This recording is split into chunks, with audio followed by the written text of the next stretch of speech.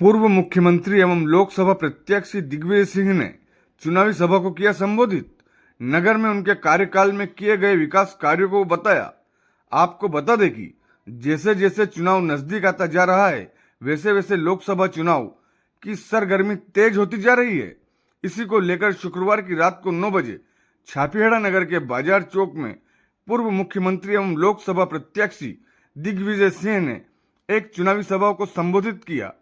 उन्होंने मंच के माध्यम से कहा कि मुझे याद है 1984 के लोकसभा चुनाव में मैंने छापीहेड़ा से ही अपनी आमसभा शुरू की थी और इस बार भी पद यात्रा के समय मैं पहली बार इस चुनाव के सिलसिले में छापीहेड़ा आया। छापीहेड़ा नगर खिलचीपुर का एक ऐतिहासिक स्थान है। यदि हम लोग अगर देखें तो मुझे याद है छापीहेड़ा नगर की, चाहे वह पेयजल योजना हो, हाई स्कूल की बिल्डिंग हो, चाहे वह नगर की बस स्टैंड हो, आदि योजनाओं के बारे में जानकारी दी। इस अवसर पर मंच पर पूर्व ऊर्जा मंत्री प्रियव्रत सिंह खींची, राजस्थान प्रतापगढ़ की आदिवासी नेत्री भगवती भील एवं पूर्व विधायक सहित पार्टी के वरिष्ठ पदाधिकारीगण और सभा में मौजूद ग्रामीण क्षेत्र से आए कार्यकर्तागण एवं नगर के नागरिकगण बड़ी संख्या में उपस्थित रहे। जीवन 50 साल का आपके सामने है।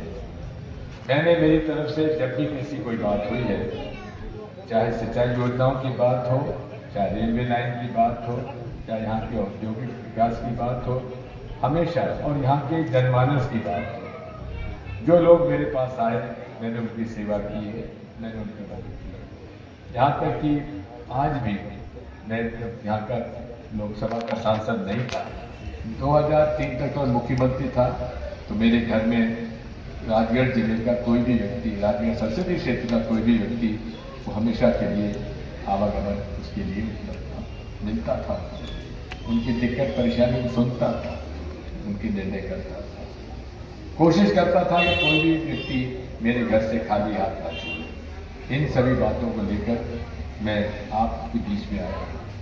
10 साल से आपने रोडमल नागर जी को मौका दिया है।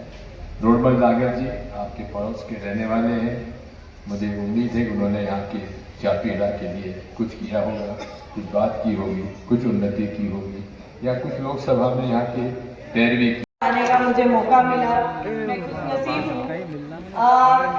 दिग्विजय सिंह जी नहीं आए थे तो मंच पर आम आदमी पार्टी से एक भाई साहब कह रहे थे कि पहले लड़े थे गोरों से, अब लड़ेंगे चोरों से।